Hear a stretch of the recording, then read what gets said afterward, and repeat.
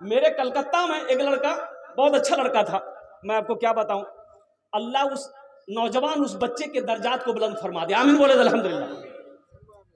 उस बच्चे के चेहरा मेरे नजरों के सामने हमेशा रहता है।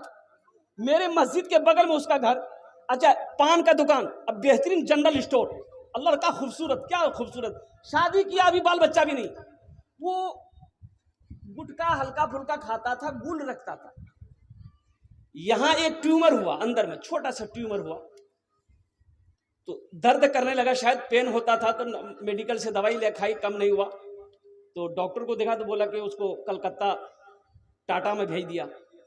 वहां पता चला कि ये तो कैंसर है, ट्यूमर है, ऑपरेशन करना होगा। तुम्हें पता है 5 लाख रुपए डॉक्टरों ने खर्च बताया।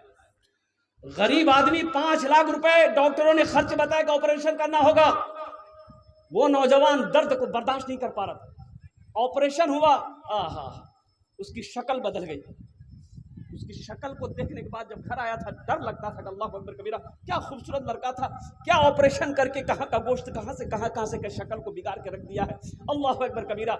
आखिर वो बच्चा नहीं बचा, अल्हम्दुलिल्लाह सुम्मा अल्हम्दुलिल्लाह, वो अल्लाह को प्यारा हो गया, इंतकाल कर गया। अभी साल भी नहीं लगे होंगे, और कुर्बान जाओ, बड़ी मोहब्बत करता था, अल्लाह अकबर कबीरा, उलमा की बड़ी मोहब्बत करता था। इसलिए मेरे बच्चों, नौजवानों, हम तुमको ये पैगाम देते हैं, गुटखा खाते हो तौबा कर दो, तौबा कर दो, तौबा कर दो, खैनी खाते हो तौबा कर दो, पान खाते हो तौबा कर दो, शराब पीते हो तौबा कर दो, जुआ खेलते हो तौबा कर दो, हर नशे से बचो ताकि अल्लाह तबारक व तआला तुम्हारी हिफाजत फरमाए।